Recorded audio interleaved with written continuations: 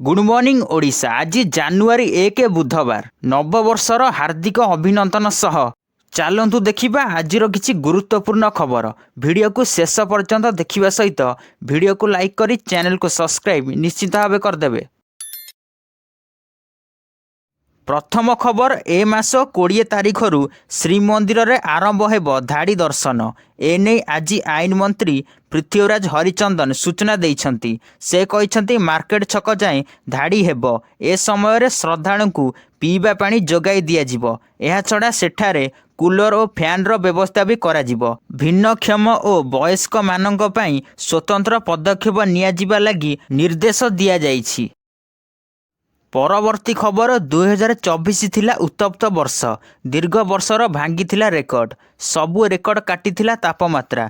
तेबे 2024 को काटिब 2025 तापमात्रा। विपद टाणी आणुछि जलवायु परिवर्तन। चिंता बढ़ाइला विश्व पाणीपाग संगठन बा WMO रो रिपोर्ट। WMO कहिछि जे ग्रीन हाउस गैस रो स्तर आउरी बढ़िबो। फलरे आगामी दिन में अधिक उत्तापर सामना करिवे विश्ववासी। केतेक जगार तापमात्रा 50 डिग्री टपिब, जहाँ 2025 रे देखिबाकू मिलिबो। आगामी दिन में जलवायु परिवर्तन हेब, प्राकृतिक विपर्यय बढ़िबो एवं ता सहित तापमात्रा मध्य बढ़िबो।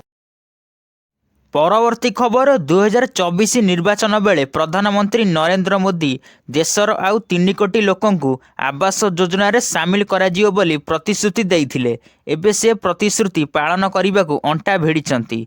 3 कोटी आवास घर मध्यरु 2 कोटी ग्रामांचल पाई और गोटिए गोटी घर सहरांचल रहुतिबा बासहीनक पाई योजना करा जाइछि। एने सरकार तरफरु समस्त राज्य को चिठा पठाई दिया जाइछि। एसह सहरांचल पाई सर्वे कार्य आरंभ होइतिबा बेले ग्रामांचल पाई तुरंत सर्वे कार्य आरंभ करा जिवो। एही क्रम रे सर्वे करी प्रकृत हिताधिकारी को चिन्हट करा जिवो। सर्वे कार्य 31 मार्च 2025 सुधा शेष करा जिवो। एही 3 कोटी आवास घर 2029 मार्च मास सुधा संपूर्ण करा जिवो। एने सरकार लक्ष्य रखिछंती। परवर्ती खबर जनजाति छात्र छात्री पई खुशी खबर। नुआ वर्ष रे मुख्यमंत्री एही छात्र छात्री को देबे आर्थिक भेटी। सबु जनजातिर छात्र छात्री को मिलिबो 5000 टंका। अकाउंट को एही टंका दिया जिवो। मोहन सरकार आरंभ करिथिबा शहीद माधव सिंह हाथ खर्च योजना रे जनजातिर छात्र छात्री को नुआ वर्ष रु मिलिबो 5000 टंका। एककालीन एही टंका छात्र छात्री अकाउंट को पठा जिवो। जानुआरी 5 तारिख रे मुख्यमंत्री एही जनजाति छात्र छात्री को टंका बंटन करिवे। एही तारिख रे योजनार शुभारंभ हेबो। परवर्ती खबर 2025 रे मिलिबो 3 थर सुभद्रा टंका। सुभद्रा योजना रे 5,11,000 महिलांक KYC रे त्रुटि थिबारु ताहाकु सुधारिबाकु डिसेंबर शेष पर्यंत सुजोग देइथिले। आज फील्ड रिपोर्ट आसीबो। जानुआरी प्रथम सप्ताह रे पूरा सर्वे सरीबो। रिपोर्ट अनुसार पदक्षेप नियाजियो बोली कहिसंती मंत्री। ता सहित केते ग्राउंड रियालिटी रे हैला ताहा स्पष्ट हेबो। समस्त को सुभद्रा योजना रे सामिल करिया पई समय निया जाउछि, जेमिति केही वंचित हेबे नाही। ए पर्यंत 85 लाख महिला को सुभद्रा टंका दिया जाइछि। परवर्ती खबर देश में आशातीत भावे हाईवेज एवं एक्सप्रेस वेज निर्माण करा जाउछि। हेले एथिसह रास्तार हेउथिबा दुर्घटना सेभली वृद्धि पाइबारे लागिछि। एथिरे स्पीड एवं लेन उल्लंघन सबुठु बड़ कारण अटे। एहाकु दृष्टि रखी सड़क परिवहन मंत्रालय वर्तमान सड़कर मालिकाना ग्रहण करिथिबा एजेंसी पाई प्रति 10 किमी मध्यरे फुटपाथ रे वाहन लोगो सह गति सीमा को पेंट करने को बाध्यतामूलक करिसंती। एहार उद्देश्य हेउछि राजपथ रे यात्रा करुथिबा ड्राइवर माननकु मार्गदर्शन कराइबा एवं सेमानकु अलर्ट करिबा। एहा फेब्रुआरी मासरु लागू हेबो। परवर्ती खबर ए वर्ष जून मासरे शेष हेब अयोध्या राम मंदिर कार्य। एने सूचना देइछंती मंदिर निर्माण कमिटी अध्यक्ष नृपेंद्र मिश्र। वर्तमान सुधा मंदिरर 60% निर्माण कार्य शेष होइछि। मंदिर रे निर्माण हेबाकु थिबा डिजिटल गैलरी कार्य 2025 सेप्टेम्बर सुधा सरीबो। मंदिर रे निर्माण होइथिबा म्यूजियम कांथरे 85 मुराल निर्माण बाकी थिबा बेले 60 मुराल कार्य आरंभ होई सारिछि। ପରବର୍ତ୍ତୀ ଖବର ନୂଆ ବର୍ଷରେ ମଦ୍ୟପାନ ଜନିତ କୌଣସି ପ୍ରକାର ବିଶୃଙ୍ଖଳାକୁ ବରଦାସ୍ତ କରାଯିବ ନାହିଁ ବୋଲି ଆଇନମନ୍ତ୍ରୀ ପୃଥ୍ୱୀରାଜ ହରିଚନ୍ଦନ କହିଛନ୍ତି। ଅସ୍ଥାୟୀ ବାର୍ ଖୋଲିବା ପ୍ରକ୍ରିୟାକୁ ସମ୍ପୂର୍ଣ୍ଣ ଭାବେ ବନ୍ଦ କରିଛନ୍ତି ସରକାର। ବେଆଇନ ମଦ କାରବାର ଉପରେ ଗତ 27 ତାରିଖଠୁ ଚଢ଼ାଉ ଚାଲିଛି। ଅନେକ ସ୍ଥାନରେ ମଦ ଜବତ କରାଯିବା ସହ ବେଆଇନ ମଦ ବେପାରୀଙ୍କୁ ଗିରଫ ମଧ୍ୟ କରିଛି ଅବକାରୀ ବିଭାଗ।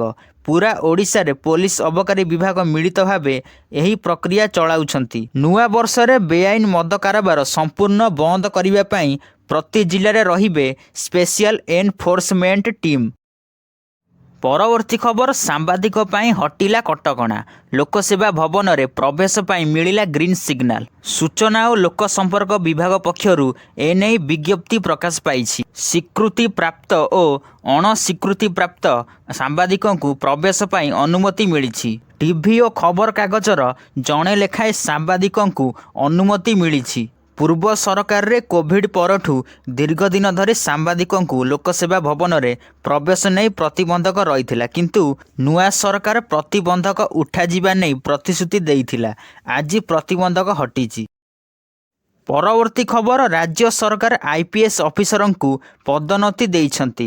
8 ଜଣ ଆଇପିଏସ୍ ଅଫିସରଙ୍କୁ ପଦୋନ୍ନତି ମିଳିଛି। ଏନେଇ ସାଧାରଣ ପ୍ରଶାସନ ବିଭାଗ ପକ୍ଷରୁ ବିଜ୍ଞପ୍ତି ପ୍ରକାଶ ପାଇଛି। 3 ଜଣ ଆଇପିଏସ୍ ଅଫିସରଙ୍କୁ ଡିଆଇଜି ବାହ୍ୟ, ଆଉ 3 ଜଣ ଅଫିସରଙ୍କୁ ଆଇଜି ବାହ୍ୟ ଓ 2 ଜଣ ଆଇପିଏସ୍ ଅଫିସରଙ୍କୁ ଏଡିଜି ବାହ୍ୟକୁ ପଦୋନ୍ନତି ଦିଆଯାଇଛି। ପରବର୍ତ୍ତୀ ଖବର ପିଏମ୍ ଉଷା ଯୋଜନାରେ ଓଡ଼ିଶାକୁ 670 କୋଟି ଟଙ୍କା ଅନୁଦାନ। କେନ୍ଦ୍ର ଶିକ୍ଷା ମନ୍ତ୍ରାଳୟରେ ପିଏମ୍ ଉଷା ତୃତୀୟ ପ୍ରୋଜେକ୍ଟ ଆପ୍ରୁଭାଲ ବୋର୍ଡ ବୈଠକରେ ଏହି ଆର୍ଥିକ ଅନୁମୋଦନ ପାରିତ ହୋଇଛି ବୋଲି ଉଚ୍ଚଶିକ୍ଷା ମନ୍ତ୍ରୀ ସୂର୍ଯ୍ୟବଂଶୀ ସୁରଜ କହିଛନ୍ତି। ରେଭେନ୍ସା ବିଶ୍ୱବିଦ୍ୟାଳୟ, ବ୍ରହ୍ମପୁର ବିଶ୍ୱବିଦ୍ୟାଳୟ, ମୟୂରଭଞ୍ଜର ଶ୍ରୀରାମଚନ୍ଦ୍ର ଭଞ୍ଜଦେଓ ବିଶ୍ୱବିଦ୍ୟାଳୟ ଏବଂ ସମ୍ବଲପୁର ବିଶ୍ୱବିଦ୍ୟାଳୟରେ ଶିକ୍ଷା ଓ ଗବେଷଣା ନିମନ୍ତେ ଖର୍ଚ୍ଚ ହେବ ଟଙ୍କା। ବିଦ୍ୟାଳୟମାନଙ୍କରେ smart classroom, laboratory, computer laboratory, academic building ଗୁଡ଼ିକ ନିର୍ମାଣ ହେବ।